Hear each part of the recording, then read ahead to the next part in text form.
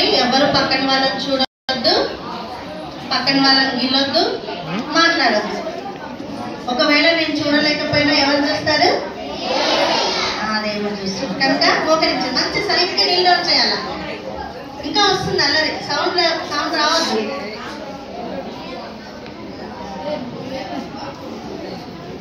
పరిశుద్ధమైన తండ్రి, శ్రీగల దేవ, మీ ఘనమైన పాదాలకు వందనాలు చెల్లిస్తున్నాను.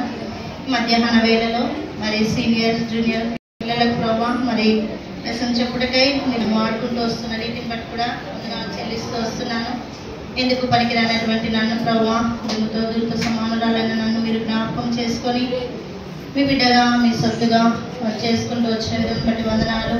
ఇదిగో ప్రభావ, బిడ్డలకు ఏ రీతిగా చెప్పాలో కావాల్సినంత జ్ఞానం తండ్రి, నా నోటికి మీరు బోరుగా ఉంటురండి. బిడ్డలకు అర్థమయ్యే రీతిలో చెప్పుటకు నా నోటిని బాగా నింపుతూ రమ్మని మా ప్రభు మా రక్షకుడైన యేసుక్రీస్తు వారి ఘనమైన ఉన్నతమైన నామమున అడిగి వేడుకొంచున్నాం తండ్రి.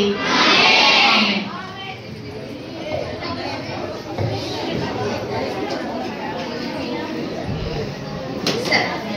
మీ సౌండ్ చేయకుండా ఉంటే లెసన్ అర్థమవుతుంది కదా. వాయిస్ సరిగ్గా కూర్చోండి, మాట్లాడదు కదా. నేను కొన్ని ప్రశ్నలు వేస్తాను, బాయ్స్లో నుంచి ఒకరు, గర్ల్స్లో నుంచి ఒకరు చెప్పాలి కదా. నిన్నటి దినాన మీరు ఉదయకాలము మధ్యాహ్నము విన్నటువంటి లెసన్ క్లుప్తంగా ఎవరైనా ఒకరు చెప్పండి. బాయ్స్ నుంచి గర్ల్స్ నుంచి. ఫస్ట్ బాయ్స్ చెప్పండి, ఎవరైనా ఒకరు లేచి. భయపడొద్దు, ఫాస్ట్గా. మీరు కానీ చెప్పలేదనుకోండి, నేనే మీ పేరుతో పిలిచి చెప్తాను.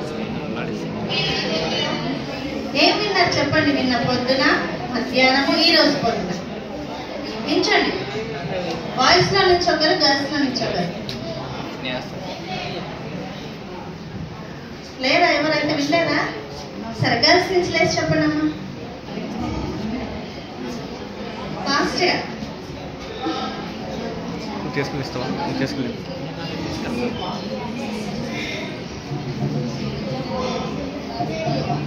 భయపడకండి, మేమేం కొట్టము. మీకు ఏదైతే వచ్చో అదే చెప్పండి. లేదు లిల్లీ చెప్పు, ఫాస్ట్గా చెప్పాలా. మీరు చెప్తేనే లెసన్ ముందుకు వెళ్తా.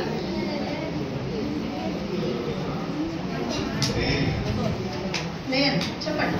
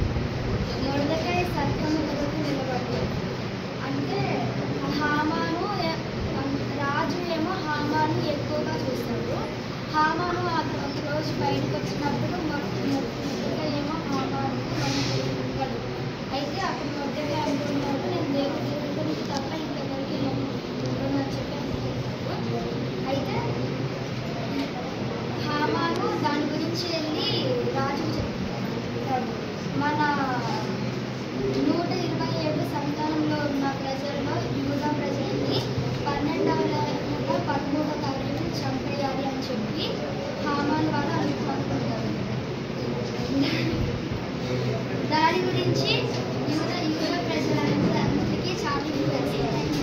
అది నిన్నటిది. ఈ రోజునేమో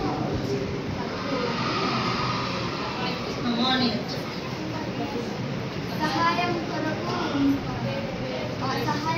వేడుకుంటారు. అయితే యూద ప్రజలందరినీ చంపేస్తారు అని చెప్పి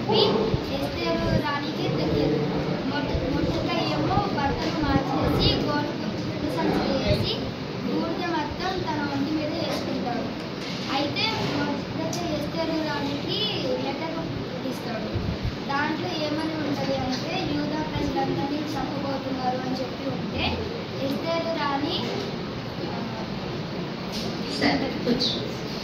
కాబట్టి మనము ఈ 2 దినాలు ఎవరి గురించి నేర్చుకుంటూ వచ్చినాము? ఎస్తేరు కదా. ఎస్తేరు యొక్క స్థితి, తను ఏ రీతిగా పెరిగింది, తను ఏ రీతిగా రాజ్యంలోనికి వచ్చింది, ఏ రీతిగా రాణి అయిందని మనకి అక్క చెప్తా వచ్చినారు. కనుక మరి ఈ దినం కదా మార్నింగ్ ఏం విన్నారు? సహాయం కొరకు ఎవరికి ప్రార్థన చేయాలని నేర్చుకున్నారు? మరి మీరు ఎంతమంది మరి ఇది సహాయం కావాలని ఎవరి దగ్గర మరి ప్రార్థించాలని నేర్చుకున్నారు? దేవుని దగ్గర కదా. మనకి ప్రతి ఒక్క అవసరత కదా, మరి ఆ యొక్క జాతి అంతం పొందుతుంది అనుకున్నప్పుడు కదా, మొర్దెకై తర్వాత ఎవరున్నారంట? ఫాస్టింగ్ ఎవరున్నారు? యూదా ప్రజలందరూ, మొర్దెకై తర్వాత ఎస్తేరు కదా, వీళ్ళంతా మరి ఫాస్టింగ్ ఉంటా వచ్చినారు కదా. మనం కూడా ఏం నేర్చుకున్నాము? ఉదయకాలము ఏదైనా అవసరం ఉన్నప్పుడు కదా ఎవరి సహాయం కోరాలని నేర్చుకున్నాము? దేవుని సహాయం కావాలని నేర్చుకున్నాం. కనుక మరి యొక్క ఎస్తేరు జీవితంలో కూడా కదా తను దేని ద్వారా మరి సహాయాన్ని పొందుకుందంటే, మరి ఉపవాసం ఉండి తను దేవుని దగ్గర గోజాడినప్పుడు దేవుడు ఎస్తేరు యొక్క కోరికను కదా, ఎస్తేరు ఆశపడింది కదా, ఏమన్నా జాతి అంతమొందొద్దు అనేసి మరి దేవుని దగ్గర మొరపెట్టుకున్నప్పుడు దేవుడు ఏం చేశాడు? ఆమెకి నేర్చుకుందామా? ఇప్పుడు తీయండి ఒకసారి ఎస్తేరు గ్రంథము 5వ అధ్యాయము 1వ వచనము. ఎవరైనా బిగ్గరగా చదివి వినిపించండి. ఎస్తేరు గ్రంథము 5వ అధ్యాయము 1వ వచనం.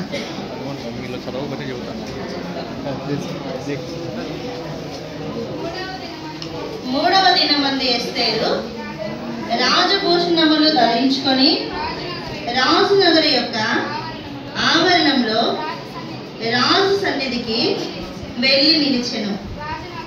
రాజనగరు ద్వారమునకు ఎదురుగానున్న రాజావరణంలో తన రాజాసనం మీద రాజు కూర్చొని ఉండేను. ఇక్కడ మనము తెలుసుకోవాల్సిన విషయం ఏంటంటే, మీరు విన్నారు మొదట కదా, మార్నింగ్ విన్నారు ఏమని కదా, రాజు పిలువనిదే రాణి అయిన ఎస్తేరు కానీ వేరే ఎవరైనా కానీ ఆ యొక్క రాజు యొక్క రాజాసనం దగ్గరికి వెళ్ళడానికి వీల్లేదు. కానీ రాణి వెళ్ళిందంటే అక్కడ అంతకు ముందు ఏం చేస్తా వచ్చింది? రాణి ఏం చేసింది కదా, ఉపవాసంతో ఉండి ప్రార్థన చేసింది కదా. ఇప్పుడు మనం ఉన్నాం, ఇప్పుడు ఒకవేళ నేను కానీ అక్క కానీ పిలవాలి, మీరు రావాలి. ఒకవేళ మేము పిలవకుండా మీరు వస్తే మేమేమంటాం? మీరు ఎందుకు వచ్చారో అని అడుగుతామా లేదా కదా. అలాగే రాజు ఏం చేస్తా ఉన్నారు?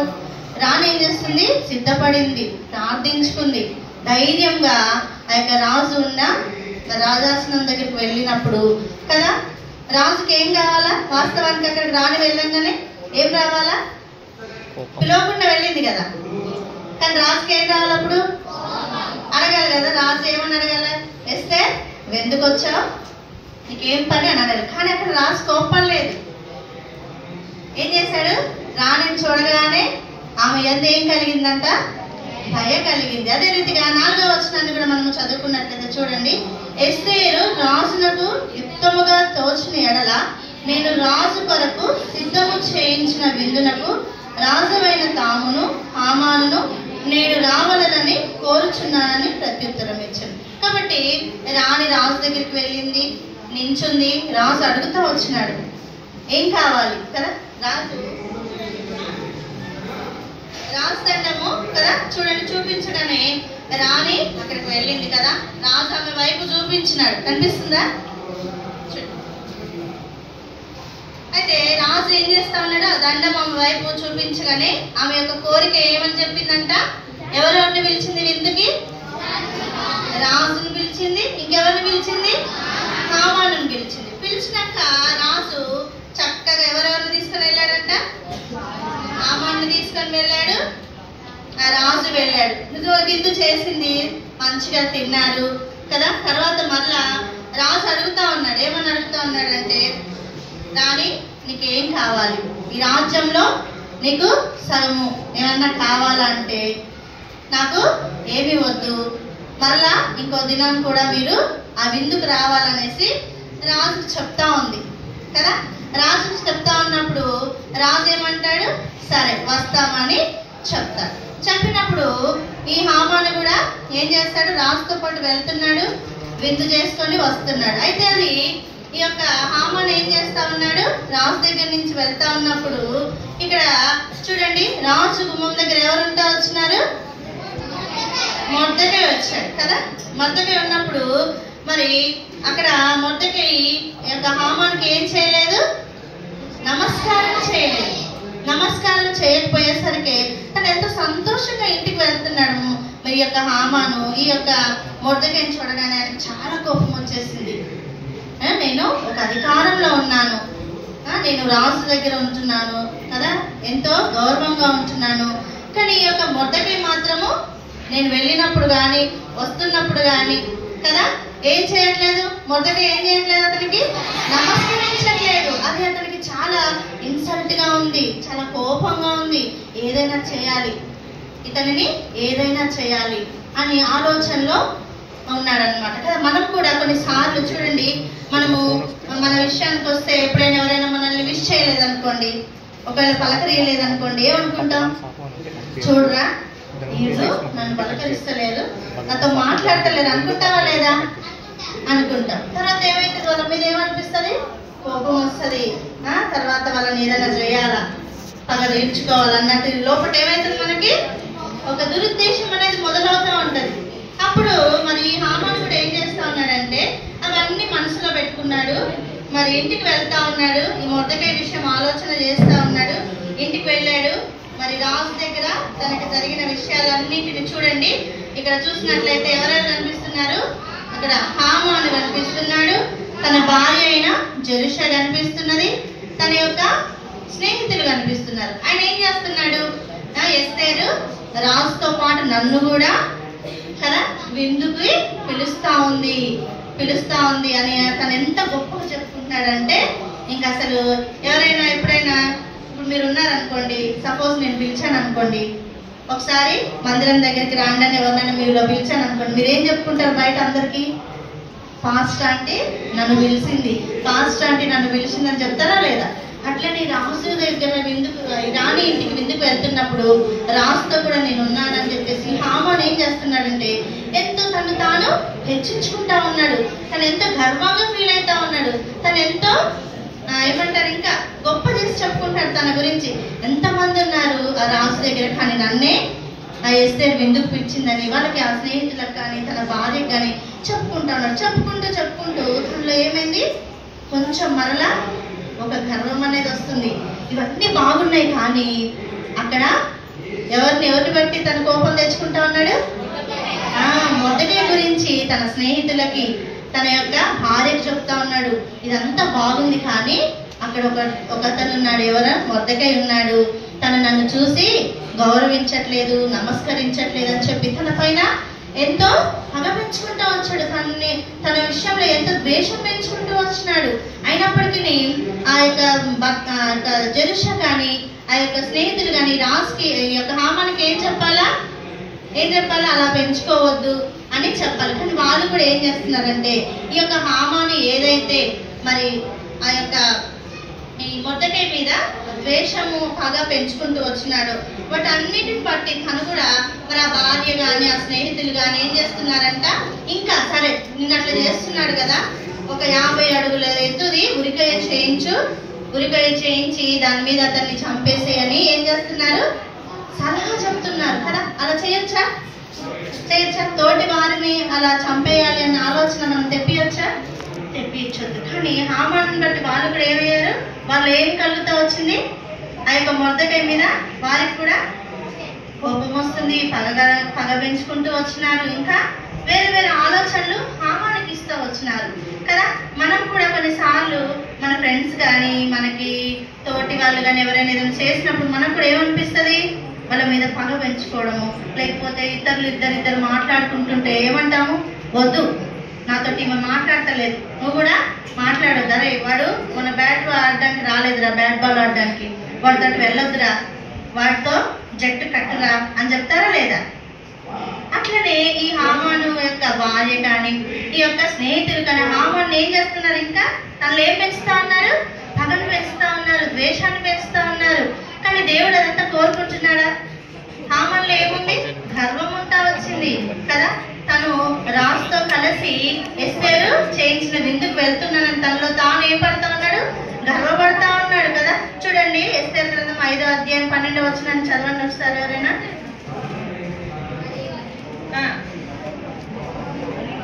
చదవాలి.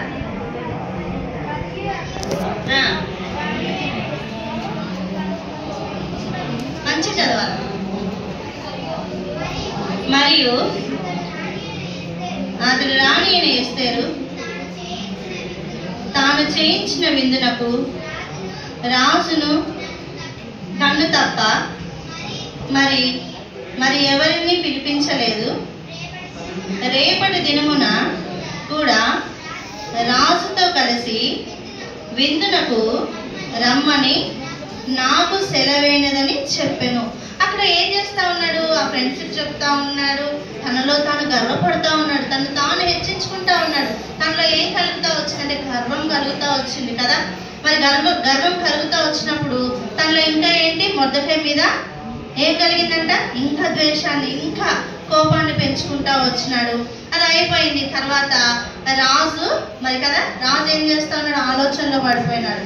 రాజు ఆలోచనలో పడిపోయినప్పుడు చూడండి ఎస్తేరు గ్రంథము 6వ అధ్యాయము 3వ వచనం నేను చదువుతాను.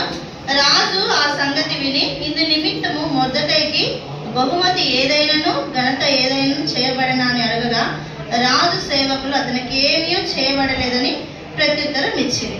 కాబట్టి అక్కడ హామాన్ చూస్తేనేమో ఈ యొక్క అక్కడ హామాన్ చూస్తే ఏం చేస్తా ఉన్నాడు?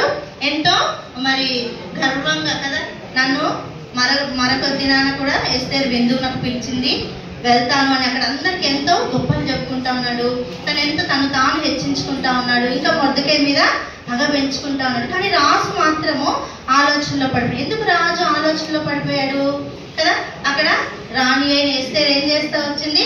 తన యొక్క జాతి నశించిపోవటం ఇష్టం లేదు కనుక దేవుని దగ్గరికి వచ్చి సహాయం కొరకు ప్రార్థించింది కనుక ఆ యొక్క రాజు కదా మరి ఎంతో ఆలోచన. అది ఎవరు చేస్తూ వచ్చారు? దేవుడే రాజుకు ఆలోచనను తెప్పిస్తూ వచ్చినాడు కదా.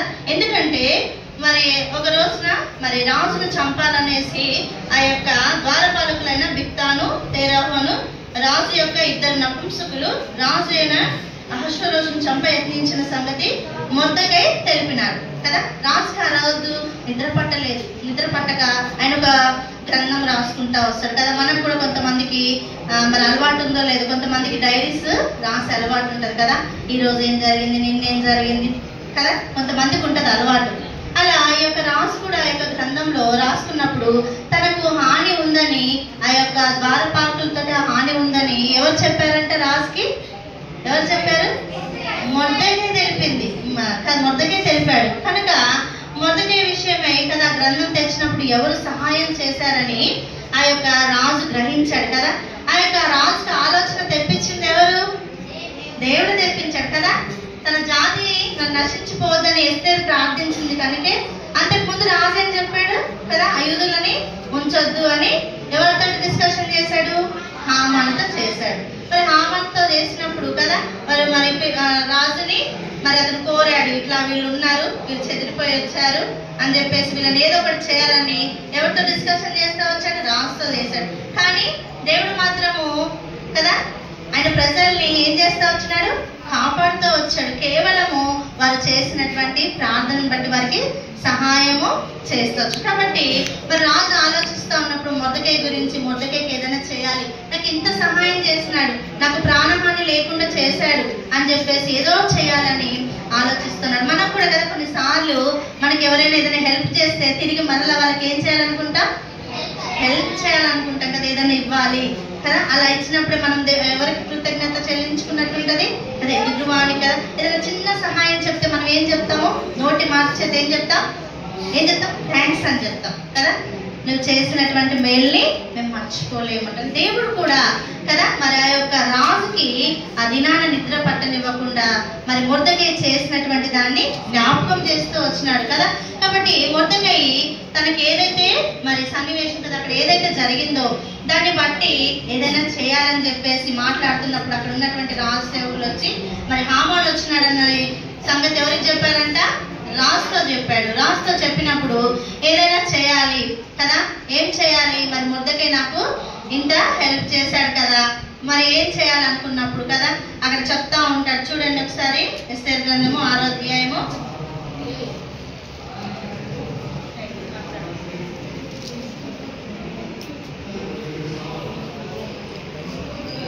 ఎస్తేర్ గ్రంథము 6వ అధ్యాయము చూడండి 6వ వచనం.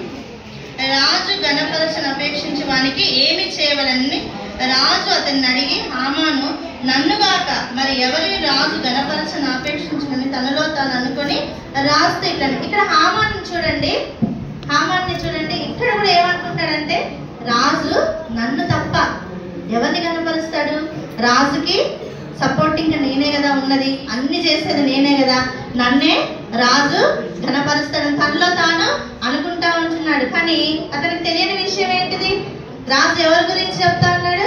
మొర్దెకై గురించి. తర్వాత అవన్నీ మరి రాజు చెప్తా ఉన్నాడు. ఏమని చెప్తా ఉన్నాడు చూడండి. ఇక్కడ కింద చూసినట్లయితే 7వ వచనంలో, రాజు గణపరచను అపేక్షించు అని చేయతగినది ఏమనగా రాజు ధరించుకొను రాజవస్త్రములను రాజు యొక్క గుర్రమును రాజు తన తల మీద ఉంచుకొని రాజు కిరీటమును ఒకటి తీసుకొని రాగా గనులైన రాజు యొక్క అధిపతుల్లో ఒకడు ఆ వస్త్రములను ఆ గుర్రములను పట్టుకొని రాజు గణపరచను అపేక్షించు వానికి ఆ వస్త్రములను ధరింపజేసి ఆ గుర్రం మీద అతన్ని ఎక్కించి రాజవీధుల్లో అతన్ని నడిపించు రాజు గణపరచను అపేక్షించు వానికి ఈ ప్రకారము చేయదగనని అతని ముందర చాటింపవలను. అప్పుడు మరి ఇవన్నీ చెప్పినప్పుడు రాజు ఎవరి గురించి చెప్తా ఉన్నాడు? మొర్దెకైకి ఈ రీతిగా చేయాలని చెప్తున్నప్పుడు మరి హామాను పరిస్థితి ఎలా ఉండుండొచ్చు? అప్పుడు చెప్పండి హామాను పరిస్థితి ఎలా ఉండుండొచ్చు కదా? తన ముఖము ఒకవేళ ఎలా ఉండుండొచ్చు? వికారంగా ఉండొచ్చు, బాధ కలిగి ఉండొచ్చు కదా. తనకి ఇంకా మొహం లేని విధంగా ఉండుండొచ్చు కదా. తనలో తాను ఏమనుకున్నాడు? ఈ విషయం తెలియనప్పుడు రాజుకి నేనే కదా అన్ని, రాజు నన్నే గణపరచాలనుకుంటున్నాడు అని చెప్పేసి అనుకున్నాడు. కానీ రాజు ఈ విషయాలన్నీ చెప్పాక ఎవరిని గణపరచాలనుకున్నాడు? మొర్దెకై. ఎందుకు గణపరచాలనుకున్నాడు కదా? తనని కాపాడు కదా.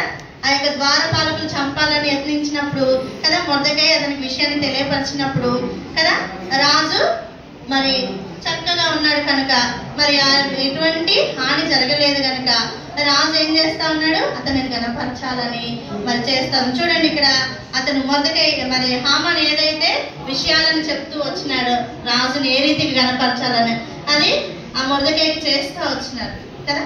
ఈ రీతిగా చేస్తా వచ్చినప్పుడు కదా ఎంతో సంతోషంగా కదా మరి ఆ యొక్క మొర్దెకై ఉండొచ్చు కదా. మనం ఎవరికైనా సహాయం చేసినప్పుడు వాళ్ళు తిరిగి సహాయం చేస్తున్నప్పుడు మనం ఎలా ఉంటాం? చాలా హ్యాపీగా ఉంటాం కదా. కానీ అక్కడ దేవుడు కదా ఎవరు సహాయం చేయలేదు మొర్దెకైకి కదా. ఎవరు సహాయం చేశారు? దేవుడే చేశాడు. ఎందుకు చేశాడు? వాళ్ళు చేసినటువంటి ప్రార్థన కదా, వాళ్ళు చేసినటువంటి విజ్ఞాపన కదా. మనం కూడా ఎన్నో మరి పరిస్థితులు మనకి ఎదురవుతామంటే, ఇప్పుడు మీరు చిన్నపిల్లలు కాబట్టి మీకు ఇవన్నీ తెలియదు. కానీ పెద్దగా అయ్యే కొద్దీ మనం దేవుల్లో ఆత్మీయంగా ఎదగాలన్నప్పుడు కదా ఎన్నో ఆటంకాలు వస్తుంటే మందిరానికి రావడానికి కానీ కదా, దేవుళ్ళు ఎదగేటప్పుడు కానీ కదా మీరు ఏం చేయాలా కదా? ప్రార్థన చేసుకోవాలి కదా. ఏమని చేసుకోవాలంటే హామాను ఎలా ఉన్నాడు? గర్వంగా ఉన్నాడు కదా, గర్వంగా ఉన్నాడు. మనకి ఏముండకూడదు? దేవుని బిడ్డలకి గర్వం ఉండకూడదు. మనం ఎలా ఉండాలా? తగ్గించుకొని ఉండాలా కదా. మొర్దెకై ఎలా ఉన్నాడు? ఎక్కడున్నాడు?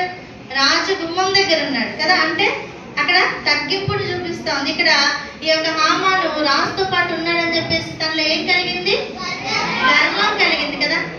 గర్వం ఉంటుంది కదా. దేవుడు మనల్ని గర్విష్ఠులుగా చేయలేదు, కానీ మనం దేవుని బిడ్డలుగా ఉండాలని ఆయన కోరుతున్నాడు. ఒకవేళ మీకు తెలియకుండా మీలో ఏదైనా గర్వం ఉంటే మనం ప్రభు పాదాల దగ్గరికి రావాలి, దేవుని దగ్గరికి రావాలా, దేవుడిని అడగాలి. ఏమని అడగాల?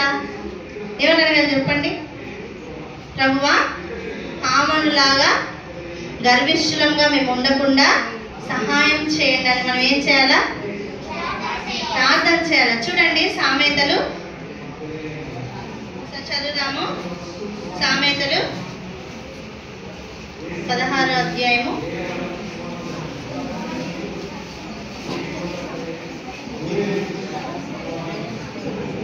18వ వచనం చూడండి. ఆ నాశనమునకు ముందు గర్భం నడుచును, పడిపోవటకు ముందు అహంకారమైన మనస్సు నడుచును. కాబట్టి నాశనానికి ముందు ఏముంటదంట? గర్వం ఉంటది. గర్వం నడుస్తూ ఉంటది. పడిపోవటకు ముందు అహంకారమైన మనస్సు ఉంటుంది. కాబట్టి దేవుడు మనల్ని గర్విష్ఠులుగా చూడాలనుకుంటున్నాడా? హామానులాగా ఉండాలనుకుంటున్నాడా? కాదు కదా. ఆయనకి ఎటువంటి బిడ్డలు ఇష్టం? ఎటువంటి బిడ్డలు ఇష్టం చెప్పండి? తగ్గించుకోవాలి కదా. తను తాను తగ్గించుకునేవాడు హెచ్చింపు.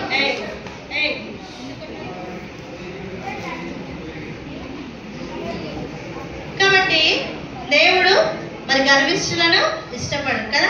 కనుక మనము గర్వాన్ని మన హృదయంలో మనకు తెలియకుండా కదా, ఏదైనా గర్వం ఉంటే, ఒకరి మీద పగ ఏదైనా ఉన్నా, ద్వేషం ఉన్నా కదా. ఈ హామాన్ అయితే ఎవరి మీద ద్వేషం పెట్టుకున్నాడు? మొర్దెకై మీద, తన యొక్క జాతి యూదుల మీద కూడా పెట్టుకుంటూ వచ్చాడు. వాళ్ళు అంతా పొందించాలనుకున్నారు. కానీ దేవుడు ఆ పని చేశాడా?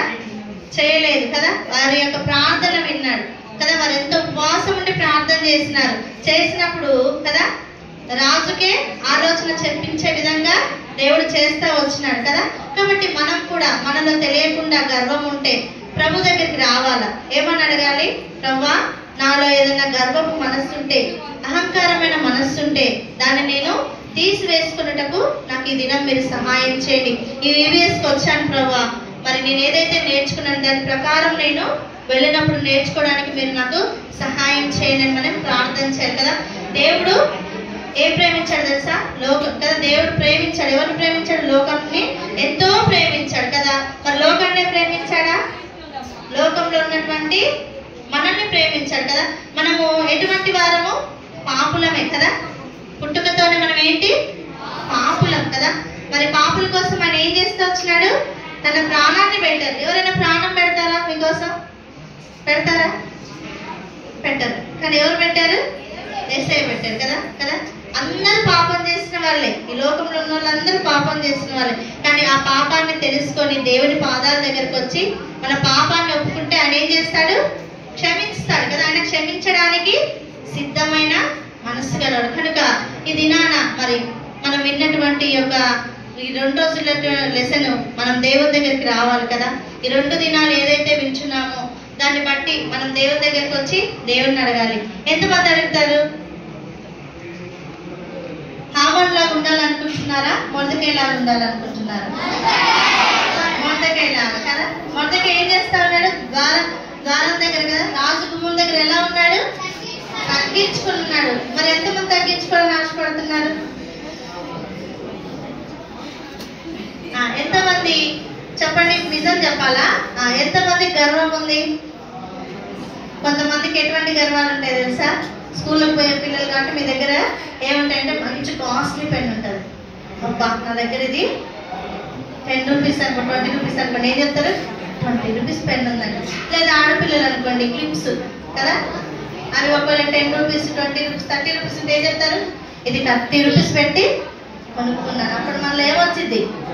గర్వం వస్తుంది కదా. అప్పుడు ఏం చేయాలి? మనం తగ్గించుకోవాలి, గర్వాన్ని తీసేసుకోవాలి. కనుక మనం హామాన్ లాగా ఉండకూడదు. ఎవరిలాగా ఉండాలా?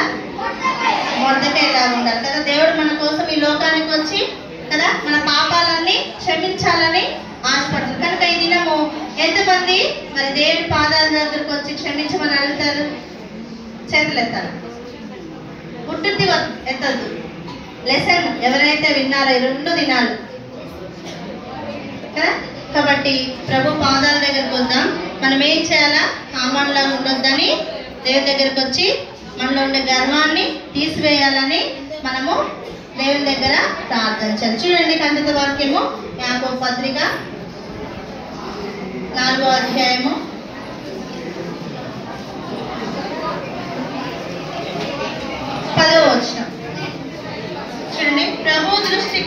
మిమ్మును మీరు తగ్గించుకొనుడి, అప్పుడు ఆయన మిమ్మును హెచ్చించును. యాకోబు పత్రిక 4వ అధ్యాయము 10వ వచనం. చూడండి, ప్రభు దృష్టికి మిమ్మును మీరు తగ్గించుకొనుడి, అప్పుడు ఆయన మిమ్మును హెచ్చించును. కాబట్టి ప్రభు దృష్టికి మనం ఎప్పుడైతే తగ్గింపుతో ఉంటామో కదా, అప్పుడు దేవుడు ఏం చేస్తాడు? మనల్ని దీవిస్తాడా? హెచ్చిస్తాడు. కనుక మనం దేవుని దగ్గర హెచ్చింపబడాలంటే మనలో ఏముండాలా? తగ్గింపు ఉండాలి. కాబట్టి తగ్గింపుతో దేవుడి పాదాల దగ్గరికి వద్దాం. అందరూ మోకరించండి.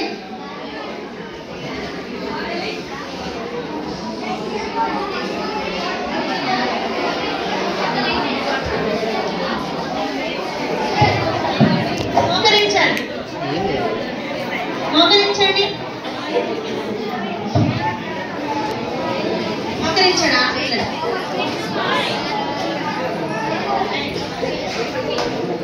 మోకరించండి, మోకరించాలి.